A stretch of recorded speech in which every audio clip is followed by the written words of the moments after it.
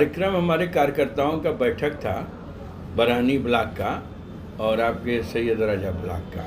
यहाँ पे कार्यक्रम मनोज विधायक के उस पे आवास पे आगे के कार्यक्रम की रणनीति के लिए एक छोटी सी बैठक बुलाई गई थी। उसमें हमारे चुनाव के प्रभारी भाई चंदौली के हमारे मिर्ज़ापुर के जिला अध्यक्ष और जिला पंचायत अध्यक्ष शिवशंकर यादव जी, हमारे चुनाव के प्रभारी सुजीत यादव लग्गड़ विधान आपके जिला अध्यक्ष बनारस और हम लोगों के समाजवादी शोभ चिंतक और काशी हिंदू विश्वविद्यालय के छात्र संघ के पूर्व अध्यक्ष आदरणीय सुकुमार जी, हम लोग इसी बैठक में आए थे और इसमें कार्यकर्ताओं का मनोबल बहुत अच्छा लगा। देखने में लगा कि ये सभी लोग आताताई सरकार से दुखी और चिंतित हैं, महंगाई से, बेरोजगारी से, भ्रष्टाचार से, सबका जवाब मुंह तोड़ जनता देने के लिए तैयार है।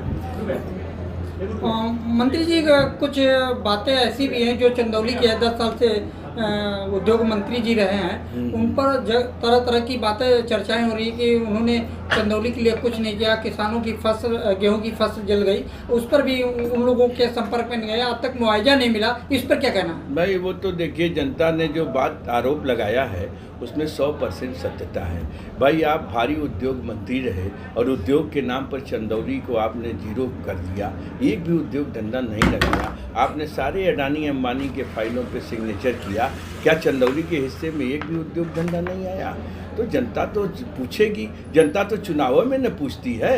आप 10 साल, आपको 5 साल मौका दिया, जब आप मानव संसाधन विकास मंत्री थे तब भी आपने यहाँ की शिक्षा के लिए कुछ नहीं किया, स्वास्थ्य के लिए कुछ नहीं किया, जो यहाँ के नौजवान किसान उनके लिए कुछ नहीं किया।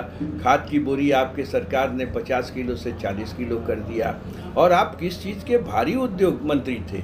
बेरोजगारी के भारी उद्योग मंत्री थे क्या कि आपने पूरे देश में चंदौली के लिए बेरोजगारी के फाइल पर दस्तखत कर दिया कि पूरे देश में रोजगार, पूरे देश का रोजगार गुजरात में लगेगा और चंदौली के लोग बेरोजगार रहेंगे?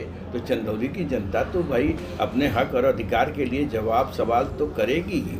2024 में चुनाव चंदौली का किस मोड़ की ओर जा रहा है? चंदौली का चुनाव बेरोजगारी के खिलाफ, भ्रष्टाचार के खिलाफ, महंगाई के खिलाफ और भाजपा के झूठ के खिलाफ। जितना झूठ बीजेपी ने बोला 2014 से पहले, उसको बीजेपी ने आज तक पूरा नहीं किया। बीजेपी ने कहा कि हम आएंगे तो अच्छे दिन आएंगे, हम आएंगे तो महंगाई घटाएंगे, हम आएंगे तो हर साल 2 करोड़ नौकरी देंगे, हम आएंगे तो किसानों की आमदनी दूना करेंगे, एमएसपी की गारंटी करेंगे। किसान की आमदनी दूना करने को कौन कहे? उसकी 50 किलो की बोरी खाद की 40 किलो हो गई। अब हमारे राष्ट्रीय अध्यक्ष जी ने कहा कि अब अगर सरकार बन गई अगर एनडीए की तो पाउच में खाद मिलेगा। अब बताइए, किसी प्रधान देश में यहाँ धान का कटोरा है। पंडित कमलापति त्रिपाठी थे, इन्होंने धान के कटोरे को सजाया। यहाँ से प्रभु नारायण जी थे, कमलापति त्रिपाठी थे, इन्होंने चंदौली के लिए जो उन्होंने काम किया आज तक उसका इतिहास रचा जा रहा है। अब आप 4 इंजन की सरकार लेकर के आपने कोई काम नहीं किया, आपने तो कोई काम ही नहीं किया। अब आपकी डबल इंजन की सरकार नहीं है, हम तो 4 इंजन की आपकी सरकार कहते हैं। भाई ब्लॉक प्रमुख आपका, जिला पंचायत अध्यक्ष आपका, प्रदेश में सरकार आपकी, देश में सरकार आपकी, और 4 इंजन की सरकार लेकर के चंदौली के किसानों के साथ आपने क्या किया? चंदौली के नौजवानों के साथ आपने क्या किया? धोखा। चंदौली के किसानों के साथ धोखा, चंदौली के नौजवानों के साथ धोखा, चंदौली के बेरोजगारों के साथ धोखा, चंदौली के व्यापारियों के साथ धोखा, केवल धोखा। और उस धोखे का हिसाब जनता 1 तारीख को हर बूथ पर आदरणीय महेंद्र पांडे जी से लेगी।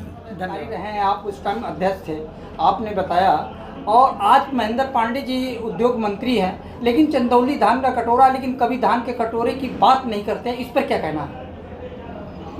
देखिए, उनका शुरू से इतिहास यही रहा है और ये उन्हीं का नहीं, पूरे भारतीय जनता पार्टी का भी इतिहास रहा है। यूनिवर्सिटी से लेकर यहाँ तक, यहाँ आने के बाद बल्कि श्रम लगा कि हमारे यूनिवर्सिटी के पदाधिकारी हो रहे, आने के बाद 10 साल मंत्री भी रहे, कुछ तो चंदौली में किए होते। लेकिन अब इसके बारे में हम लोग कह ही सकते हैं कि उनका जो कार्य रहा है वो संतोषजनक नहीं है और इसीलिए चंदौली के लोग इस बार ये निर्णय करें कि ऐसे लोगों को अपने क्षेत्र में नहीं रखना है। वो जुनून आज का जुनून नहीं समझ में आ रहा है, वो जुनून कुछ और था, आज का जुनून कुछ और है, इस पर क्या कहना है? नहीं, आज देखिए उस समय का जुनून और आज के जुनून की चर्चा जब आप करते हैं, उससे बड़ा जुनून इस चुनाव में हम लोग बनाएंगे और पूरे देश में बन रहा है। इसमें कहीं किसी को गलतफहमी रखना चाहिए और उसी के साथ पूरे देश के साथ चंदौली का भी जुनून उसी तरह होगा जैसे उस समय था। उसको बनाने के लिए ही हम लोग निकले हैं। क्या आप चुनाव की स्थितियां देख रहे हैं?